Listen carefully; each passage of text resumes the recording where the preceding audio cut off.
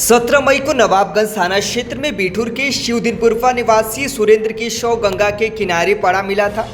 शव मिलने के बाद इलाके में हड़कंप मच गया था। पुलिस की कई टीमें मामले के खुलासे की जांच में जुटी हुई थी। पुलिस को अचंभा तब हुआ जब मृतक सुरेंद्र का दोस्त कन्हैया ही उसका हत्यारोपी निकला। पुलिस ने उसे गिरफ्तार कर मामले का खुलासा किया तो वहीं पूरी स्टोरी सामने आई। इस स्टोरी में दोस्ती के बाद छोटी छोटी बात पर झगड़ा और फिर मर्डर की बात सामने आई है। पुलिस ने हत्यारोपी कन्हैया को जेल भेज दिया है। शिवदिनपुरवा निवासी सुरेंद्र 2 मई को शाम घर से निकला था। उसके बाद से उसका पता नहीं चला था। परिवार वालों ने काफ़ी तलाश के बाद थाने में गुमशुदगी की रिपोर्ट दर्ज कराने पहुंचे, लेकिन पुलिस लगातार परिजनों को टहलाती रही। उसके बाद 16 मई को नवाबगंज पुलिस ने गुमशुदगी की रिपोर्ट दर्ज की। वहीं उसके बाद परिवार वालों ने पुलिस के साथ शव की तलाश में जुट गए। 17 मई को गंगा किनारे शव मिला। सूचना पर पहुंचे परिवार वालों ने उनके कपड़े, कटी उंगली और टैटू से उसकी पहचान की। पोस्टमार्टम रिपोर्ट में मौत की वजह न मिलने पर बिस्तरा सुरक्षित कर जांच के लिए भेज दिया गया था। पुलिस ने इस मामले में खुलासा के लिए 3 टीमें बनाई। सुरेंद्र मोबाइल यूज नहीं करता था, लिहाजा मर्डर की जांच ब्लाइंड मर्डर की ओर जा रही थी। डीसीपी सेंट्रल आरएस गौतम स्वयं इस केस की मॉनिटरिंग कर रहे थे। इन्वेस्टिगेशन के दौरान पता चला कि सुरेंद्र को उसका एक दोस्त बाइक से लौकी लदवाने ले गया था। इसके बाद उसी के दोस्त ने बताया कि सुरेंद्र को कन्हैया के साथ छोड़ दिया था। पुलिस ने कन्हैया से पूछताछ की तो वह साफ मुकर गया। कन्हैया शव मिलने से लेकर अंतिम संस्कार तक सुरेंद्र के परिवार वालों और पुलिस के सामने था, लिहाजा शक की कोई बात सामने नहीं आ रही थी। जब पुलिस ने कन्हैया को अरेस्ट किया तो सख्ती से पूछताछ करने के बाद उसने सारी बातें उगल दी।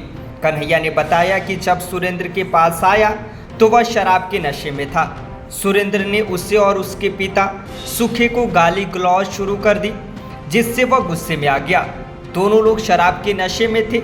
तेज आवाज में गाली गलौज और मारपीट हुई। इसी बीच कन्हैया ने सुरेंद्र को धक्का दे दिया, जिससे वह गंगा में लगभग 25 फीट की गहराई में चला गया। काफ़ी तलाशने पर वह नहीं मिला तो वह अपनी झोपड़ी में चला गया। 3:30 बजे फिर नाव से जब सुरेंद्र की तलाश की तो उसे कुछ दूरी पर शव उतरता मिला।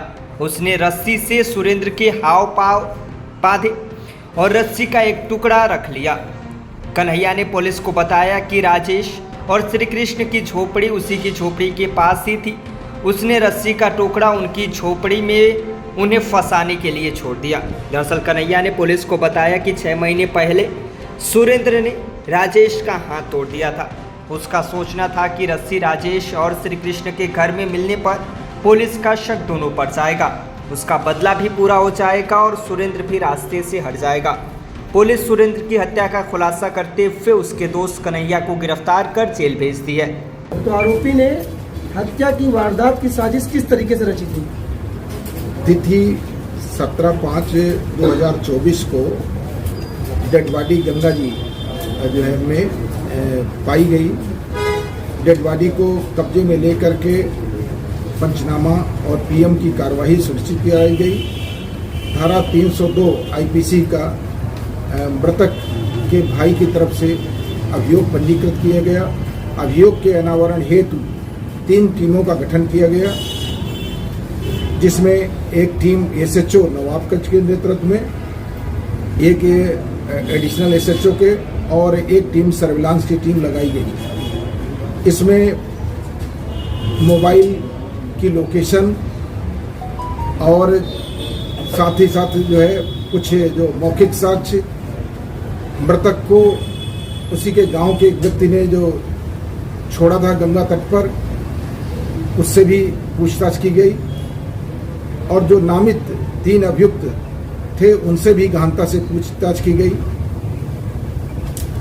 और इसके बाद जो है इसमें कन्हैया नाम का अभियुक्त प्रकाश में आया। कन्हैया को गिरफ्तार किया गया। उसने अपना जुर्म स्वीकार किया है और उसके कब्जे से मोबाइल फ़ोन बरामद हुआ है। मोबाइल फ़ोन में जिस रस्सी से उसके हाथ और पैर मृतक के बांधे गए थे वो फोटो भी प्राप्त हुआ है। हत्या की क्या वजह? हत्या की वजह सुरेंद्र और कन्हैया का विवाद नामित 3 अभियुक्त जो है उसी गांव के बगल के रहने वाले हैं, किशन, छत्रसाल और राजेश। इनसे 1 नवंबर 2023 को जमीनी विवाद को लेकर के झगड़ा हुआ था, जिसमें मृतक और अभियुक्त कन्हैया के विरुद्ध अभियोग पंजीकृत हुआ था। इस अभियुक्त ने उसी का जो है बदला लेने के लिए कि तीनों जो नामित अभियुक्त हैं उन्हीं के पास डेड बॉडी को बांध करके और मड़िया के पास छोड़ दिया था।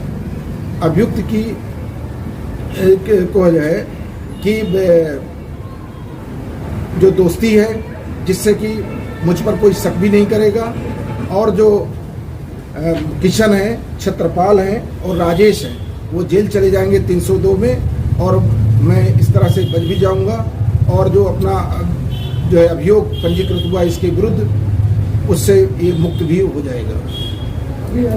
नहीं, इसमें 3 नामित अभियुक्त थे। उन 3 नामित अभियुक्तों से गहनता से पूछताछ की गई। उनके विरुद्ध किसी भी प्रकार का कोई साक्ष्य प्राप्त नहीं हुआ है। इस तरह से तीनों की नामजदगी गलत पाई गई। सर, इसमें घटना ये तरीका किसने बनाया था? मतलब ये मेन मास्टरमाइंड कौन है इस घटना का पूरा? इसमें यही कन्हैया ही मास्टरमाइंड है, और ये जब डेड बॉडी प्राप्त हुई वहाँ भी मौजूद था, पोस्टमार्टम के समय भी मौजूद था, अंतिम संस्कार में मौजूद था, और साथ ही साथ जो है इसको मृतक को खुजवाने में भी परिजनों के साथ लगा हुआ था। केस का सफल अनावरण किया है। इसमें एसएचओ नवाबगंज एवं उनकी पूरी टीम को 25,000 नगद पुरस्कार से पुरस्कृत किया जाएगा। यहाँ पे जा करके फिर 3 बजे आया तो फिर ढूंढा, फिर जाल मिल गया, उसी में फंसा हुआ था। फिर तुम पुलिस के साथ ढूंढते रहे, ये दिमाग में कैसे आया? जो मौके पे थे तो पुलिस को बताया क्यों नहीं कि हम तो धोखे मर गया हूँ? अरे सर जी, इतनी घबराहट थी अंदर, कुछ कहने के लिए बहुत ज़्यादा घबराहट। तुम्हारी उसकी कोई रंजिश चल रही थी पहले से ना? बात क्या था? बात कोई नहीं था, धोखे में गिर गया था। जमीनी वाला कौन सा विवाद? कैसे कैसे क्या ले हुआ गए था? थे घर से? उसको क्या कह के ले गए थे लोग? घर से हम नहीं ले गए, कहाँ से ले गए थे उसको?